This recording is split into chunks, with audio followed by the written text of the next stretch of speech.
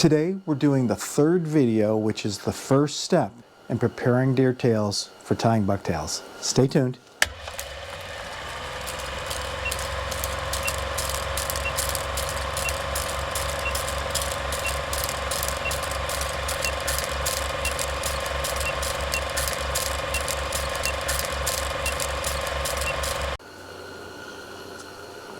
So, good morning.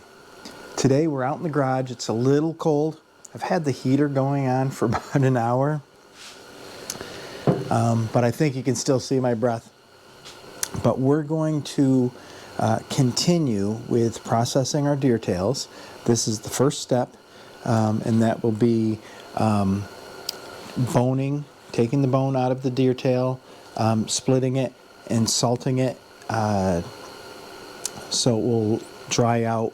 And then at that point we're able to start tying with them, maybe dye them first, then tie with them, but this will be that first step. So I've switched everything around. I apologize, I don't have a third camera out here to get my face, but what we're working on is I have 5 real nice tails here. I'll show you how I split this first one and salt it, and then have some pictures in the end of all of them. I received these frozen, which is how I prefer it. Being frozen, I'm able to get to these when I have time, so they could sit in the freezer out in the garage until January, February, if need be. Right now it's the very end of November. These are all fresh tails. They were only frozen for a couple days, and then I brought them home on Monday, let them sit out in the garage overnight. Now we've had a little bit of snow. It is getting below freezing here, but the last couple nights have been maybe 34 to 32, so just right at that freezing mark.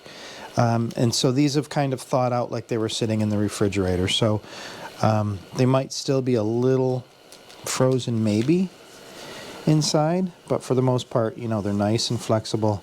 And gosh, look at this tail. This was a nice deer. So the tools that I use, and I don't have one of the scalpel handles, but I do have in my collection actual scalpels, plastic handled scalpels that take blades like so, which is these blades are great. A little bit too sharp. I don't always like using them. I usually use 2, either the larger handle X-Acto with the pointed blade, and then with the curved blade. So this handle's a little bit bigger, a little bit easier to use, especially when your hands are getting a little bit slimy. But the same thing, X-Acto knife blade with, what is this, the number 11 blade, and then again the curved blade. Both of these blades are fairly fresh, though they're left over from last year. I keep all my yucky tools out in the garage that I use specifically just for the deer tails. Keep them separate from all my other stuff. And then I have the mason jars, and this is the deer salt and borax mix that we saw in one of the previous videos, where I had tails from last fall already salted, and I did a little bit of a test, some with straight borax, some with straight table salt, and we talked about our findings with those. But the stuff is reusable. I don't need to re-buy any of this every single year, so this is just a mix. It'll work just fine with being half salt, half borax. So to begin, these tails are fairly clean. Sometimes I have a plastic comb and I'll comb them out a little bit. Sometimes they come kind of gross. You know, there's blood, there's snow, there's mud. And we just work through that stuff, and that gets cleaned off in one of the next steps. But we'll take a good look at this tail. And I usually turn them sideways. And there's faster ways to do this. I kind of take my time and go nice and slow. As a kid, there was an old timer who had hands like a bear, and he took the tail and he gave it a couple twists, and he was able to pull the bone straight out, and it was just left like a sock. That was pretty impressive. I would never try that. I'm not even sure how he did it. It could have been a trick. I don't know. But as a kid, I thought that was pretty impressive. Ideally, we get these off nice and clean without losing the tip. And after you've done about, 25 or 30 of them, maybe I get a little careless, a little lazy, and occasionally we'll get to the end and I'll lose that tip. But because I'm not selling these retail, these are for my own use in tying jigs and flies. They don't have to be the prettiest, though I try my best to keep them looking as pretty as possible. So I start with the pointy X-Acto, and I can feel the bone, and I just try to put my fingers equally on each side so I know right where the center of that bone is, and I just take small cuts straight down the bone. If you're comfortable with, just zipping it real quick, be my guest. But I go nice and slow, trying to go as straight as possible right down the top of that tailbone.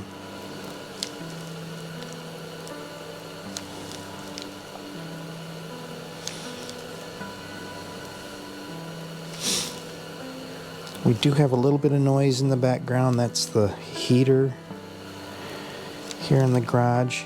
It's been on about an hour, and it's still a little chilly out here, but it's still fairly early in the morning. Sun hasn't come up yet. So here I am, just slowly working my way down, cutting through the layer of skin. And for the most part, the hairs themselves spread out to the side. You're not cutting. You might cut one or two hairs as you're going through here, but you're not cutting a whole lot of the hair itself. And here it's getting much smaller. I'm getting right near the end.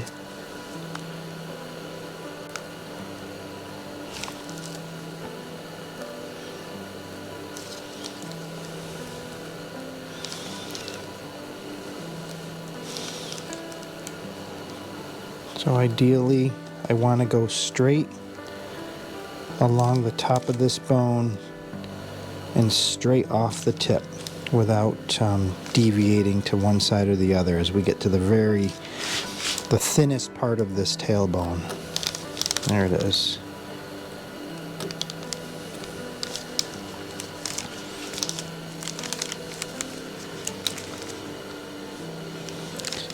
This layer of fat right now can stay right there. We're not going to worry too much about that.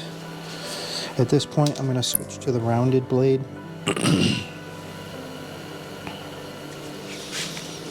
And again, I'm using my fingers to push away the skin. And the pressure I'm putting with the knife is actually against a sidewards pressure against the bone, and I'm just lightly hitting this section here, just lightly touching it. It's more so the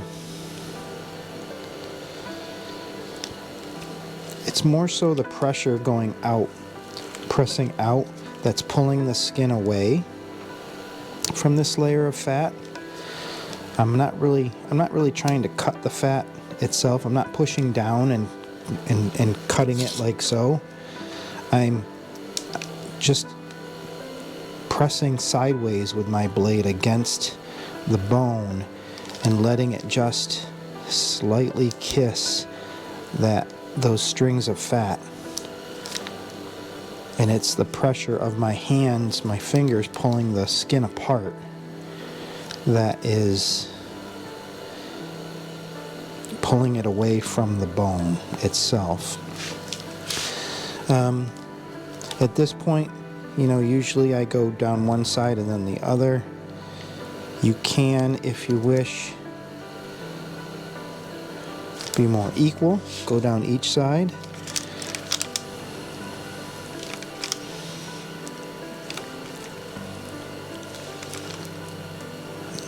Put my glasses on. Let's see. Oh, getting old's no good. I hit 50 and needed to start wearing reading glasses. It's the worst. So here I am pushing against the bone and just lightly touching that layer of fat.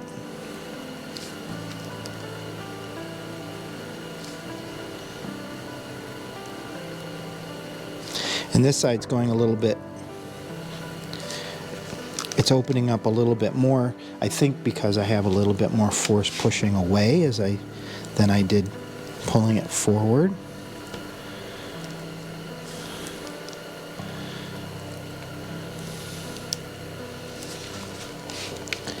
Then you can go back to the top.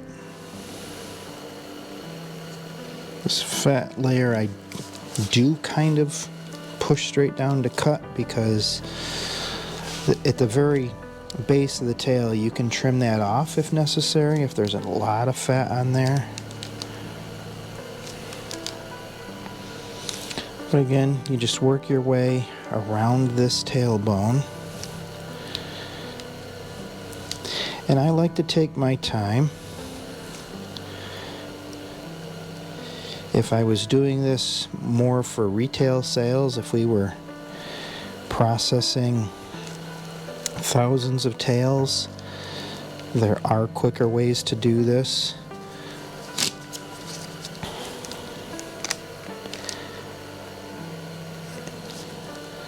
But for this purpose, for my purpose, I go nice and slow. And it's kind of therapeutic.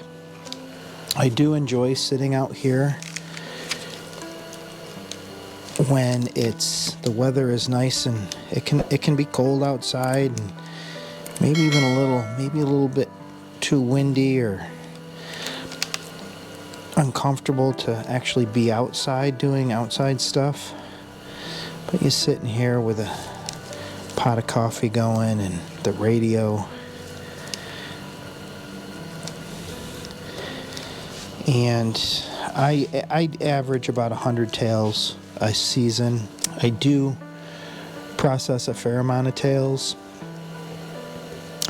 though nowhere near the quantity I remember as when I was a kid.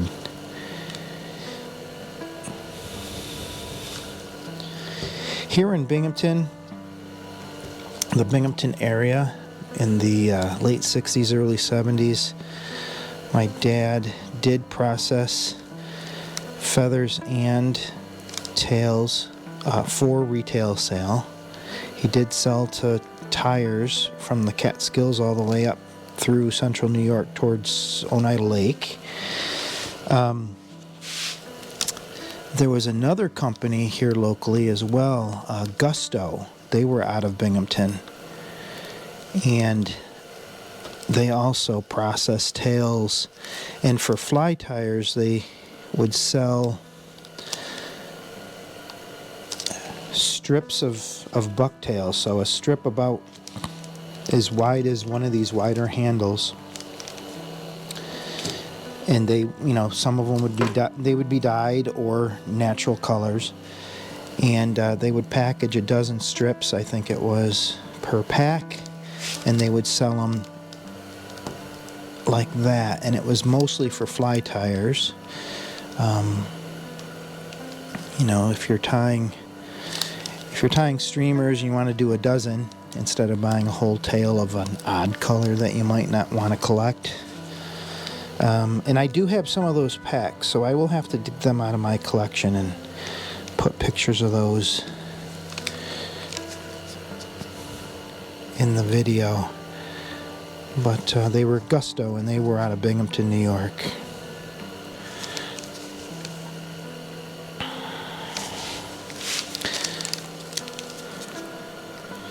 So here I am, just working my way around.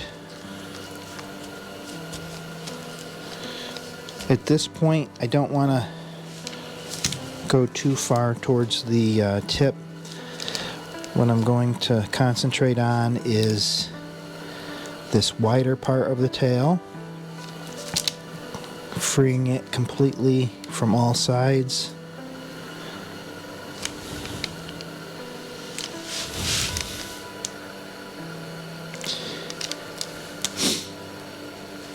Other ways to do this, there's guys that will get the skin loose to about halfway from all sides of the tail, and then they just grab it and pull it apart.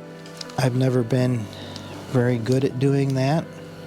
That's the way that I always would lose the tip. I'm sure there is a trick to exactly where you grab the tail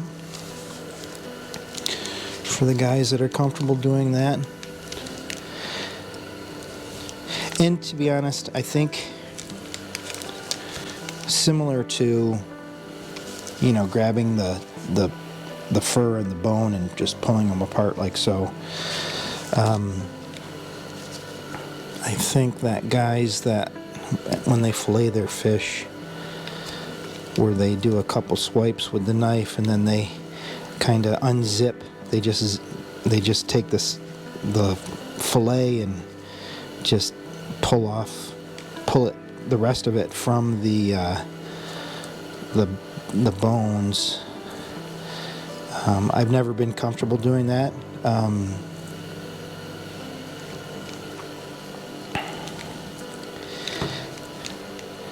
So when I fillet my fish, you know, I cut it completely, use the knife, use my tool. But with practice, it's definitely a quicker way to do it if you're good at it. But here I am, I'm just kind of rolling the tail over, and again, I'm just pulling the skin away and just lightly touching that fat layer.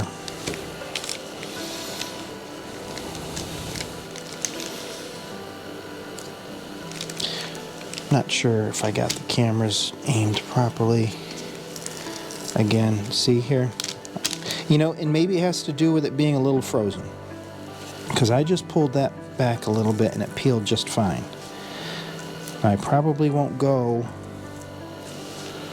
I'm going to be ginger with this. Let me be gentle.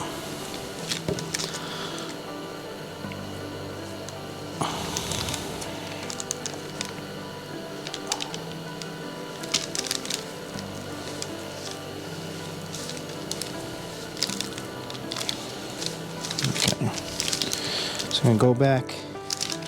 I'm able to kind of twist the bone out of the way, put more pressure. I hope we can see this. I'll zoom in as I do my editing, but I hope we can see how I'm just like lightly touching. And I'm calling it fat. You know, what is this, sinew, or is it the layer of fat? Should know my biology better, right? But I'm just pulling it away slightly, and you can see, you know, how it thins out.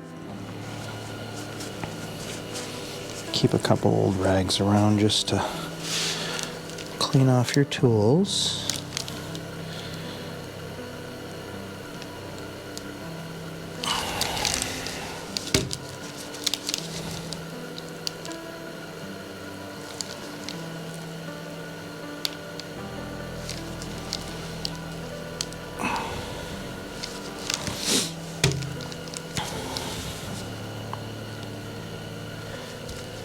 Just like skinning your deer, being cold makes a difference.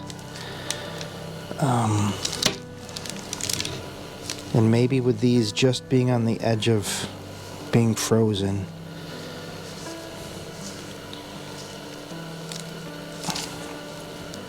is making it easy. So right now I'm rolling the bone. I'm not trying to rip it off. I'm just trying to roll it and let it come off by itself. Look at that. There's my bone. Nice point. That's a good tail. So then I take a look at this. There is a little bit of fat on here. I'll try to scrape off as much as I can.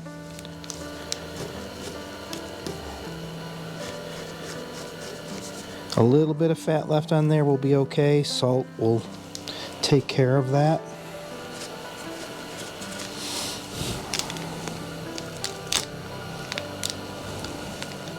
I think that will be good. So,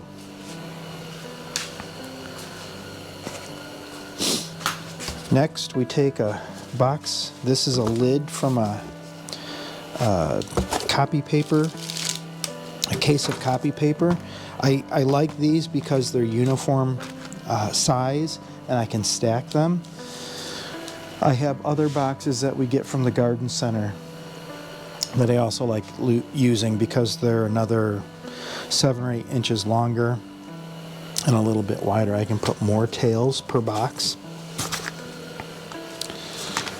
So can lay I lay a couple of them in here. You know, I'll do a couple more tails and I'll lay it this way, put at least 3, maybe 4 tails per box. Since this is such a big tail, this box is only going to get 3. And then with your table salt, borax, or a mix of both, put a generous amount right down the middle. Make sure you cover all the flesh. And then I extend it out onto the hair anyways, just to make sure everything's covered, and tap it down to help flatten it out. If you want it this process, if you want to pin it to a board, that's totally fine. I don't take the extra steps for that. Just put a nice amount of salt on there. And that tail is ready to sit on the shelf in the garage till early spring is usually good. I wait till there's a nice, early spring, middle of summer. I wait till there's a very nice sunny day. So we've finished up all 5 tails. I'll add a couple pictures. Forgot to take pictures of the 5 of them before going under the salt, but they've all been put into boxes. I do have some pictures. Just how I did that, it's just 2 of those box lids, 3 tails in one and 2 tails in the other. As I get more tails this season, probably January, sometime in January, I'll come back in the garage and start splitting those tails that I get. I'll include a couple in the boxes that we already have salted, and you know, I have another dozen or so boxes over there that will quickly be filled up. All the tails will be salted, and they're going to sit and wait until a nice warm summer day where I can wash the salt off them, lay them out in the sun, let them dry in the afternoon, and then we'll have tails that we could either dye or just use right away. Trying to think of anything that I missed. I do put a bag of mothballs in the corner with my tails. I've never had any issue with varmints or cutworms, moths here in the garage. We've been in this house almost 20 years. So never had a problem keeping the tails like that. I do check the tails. I do it once every couple weeks.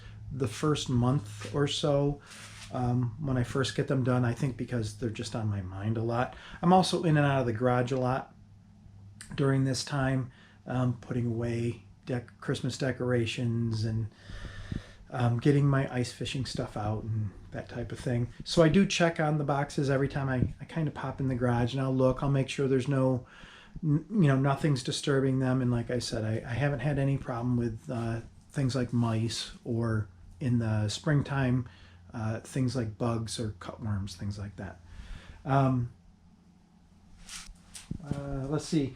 The one thing, and I've mentioned this in one of the previous videos, this is just an old 1/4-inch plywood table. As you can see, I spray paint things on it. I've cut things on it. It really is just a table that I can do like really dirty work, and I don't mind messing it up. Works perfect. If one of my boys are helping me do tails, we can pull up a couple chairs and split the tails that way. We've talked about the salt. I do keep them in, these old mason jars that we've had. And like I said, I'm repurposing that salt in the borax that I used last season. Some of this salt is probably years old. I do clean out the salt and kind of sift out big chunks that are saturated with the grease and fat and just dirt from the tails. But, if it's still nice and soft and dry, I'll save it in the jars and keep reusing it. I'm feeling pretty good about the mix, the borax and the salt mix. I used to be just 100% salt. Last year I did that test where I had some tails that were exclusively the borax and some tails that were just the salt. The outcome of those, of that test, was I really didn't see any difference between the two in terms of which one's better than the other. There were slight differences, but for the most part, it was pretty much identical. As we all know, borax is actually salt, and then the table salt is just refined and for consumption. But the mix I have with them together, I think, is actually going to be good, because there were some properties with the borax where it stayed more, it stayed softer, it stayed loose, as opposed to the salt that would really soak in the fat and the oils, and you'd get the clumps that were, rock hard. And then just the biggest benefit, salt over the borax, is just the cost. A box of borax at the grocery store is going to run you $7 to $9, and a container of salt is still under $1 at most places. So I think that will do it for us today. As always, hit that like button and subscribe so you don't miss any new content. I'll add some links down below for the first 2 videos I did in this series, where we cleaned the tails, and we also added some color to a bunch of tails. But I think that's going to do it for us today. If you have any comments, please leave them below. And don't forget, guys, make sure you throw out the garbage can that's got the deer bones in it. And until next time, tight lines.